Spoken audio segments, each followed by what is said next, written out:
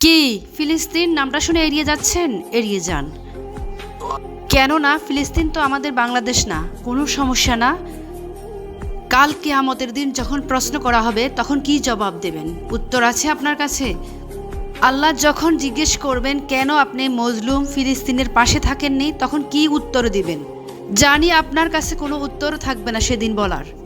কেননা তখন আপনার নিজেরও জানা নাই এর উত্তর কি হবে। এখন হয়তো বা বলতে পারেন, আমি কি করে মজলুম ফিলিস্তিনের পাশে গিয়ে দাঁড়াবো, কি করে এত দূর গিয়ে সাহায্য করব।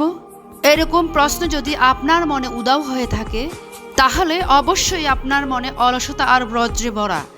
এই আধুনিক যুগে অস্ত্রের চেয়েও মিডিয়া হচ্ছে সবচেয়ে বড় হাতিয়ার। যেই কাজ অস্ত্রে করা যাবে না, সেই কাজ মিডিয়াতেই করা যায়। আপনি মিডিয়াতে বেশি বেশি ফিলিস্তিনের জন্য প্রচার করুন।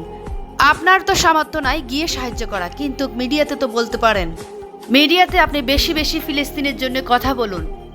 তাহলে হয়তো আল্লাহর কাছে আপনি বলতে পারবেন, আমি হয়তো যেতে পারিনি, কিন্তু আমি তো সাহায্য করেছি মানুষকে জানিয়ে দেওয়ার।